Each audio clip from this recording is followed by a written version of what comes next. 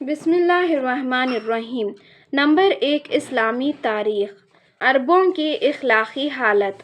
رسول اللہ صلی اللہ علیہ وسلم سے پہلے عربوں کی اخلاقی حالت بہت زیادہ بگڑ چکی تھی۔ ظلم و ستم، چوری و ڈاکہ زنی، زناکاری اور بدکاری بالکل عام تھی۔ جوا کھیلنے اور شراب پینے کا رواج بہت زیادہ تھا۔ بے حیائی اور بے شرمی اس حد تک بڑھ چکی تھی کہ کھلے عام برائیاں کر کے اس پر فخر کیا جاتا تھا۔ معمولی باتوں پر لڑائیاں ہو جاتی اور پھر برسوں تک جاری رہتی تھیں۔ خود کی نحوست میں پورا معاشرہ جکڑا ہوا تھا۔ عورتوں کے ساتھ انتہائی بے رحمانہ سلوک کیا جاتا تھا۔ انہیں میراث میں حصہ نہیں دیا جاتا تھا اور لڑکیوں کی پیدائش کو اپنے لیے ذلت و رسوائی کا سبب سمجھ کر بعض قبیلے والے اپنے ہی ہاتھوں زندہ دفن کر دیا کرتے تھے۔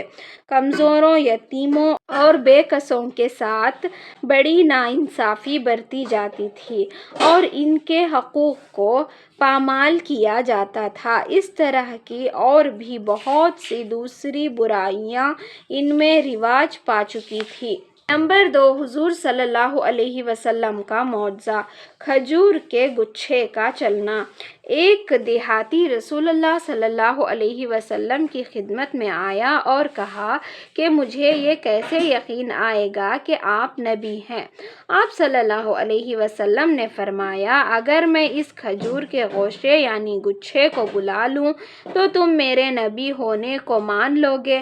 اس نے کہا ہاں۔ آپ صلی اللہ علیہ وسلم نے اس گچھے کو بلایا۔ وہ درخت سے اتر کر رسول اللہ صلی اللہ علیہ وسلم کے پاس آیا اور پھر آپ صلی اللہ علیہ وسلم کے حکم سے واپس چلا گیا۔ دیہاتی فوراً اس معجزے کو دیکھ کر ایمان لے آیا۔ نمبر 3، ایک فرض کے بارے میں، صبح کی نماز ادا کرنے پر حفاظت کا ذمہ۔ رسول اللہ صلی اللہ علیہ وسلم نے فرمایا، جس نے صبح کی نماز ادا کی وہ اللہ کی حفاظت میں ہے۔ نمبر 4، ایک سنت کے بارے میں، عذاب قبر سے بچنے کی دعا۔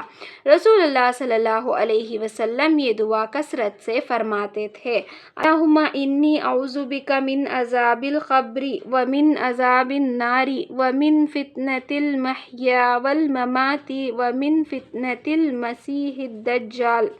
ترجمہ، اے اللہ، میں عذاب قبر، عذاب دوزخ، زندگی اور موت کے فتنے اور دجال کے فتنے سے تیری پناہ چاہتا ہوں۔ نمبر 5، ایک اہم عمل کی فضیلت، انصاف کرنا۔ رسول اللہ صلی اللہ علیہ وسلم نے فرمایا، انصاف کرنے والے اللہ تعالیٰ کے پاس نور کے ممبروں پر ہوں گے اور یہ وہ لوگ ہوں گے جو اپنی حکومت، اہل و عیال اور رعایا کے متعلق انصاف سے کام لیتے ہیں۔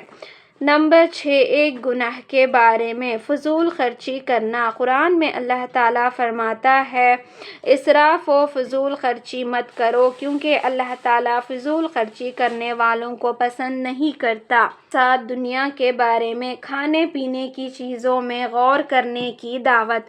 قرآن میں اللہ تعالیٰ فرماتا ہے، انسان کو اپنے کھانے میں غور کرنا چاہیے کہ ہم نے خوب پانی برسایا، پھر ہم نے عجیب طریقے سے زمین کو پھاڑا، پھر اس زمین میں سے غلہ، انگور، ترکاری، زیتون اور کھجور، گھنے باغ، میوے اور چارہ پیدا کیا۔ یہ سب تمہارے اور تمہارے جانوروں کے فائدے کے لیے ہے۔ نمبر 8، آخرت کے بارے میں، حور کی خوبصورتی۔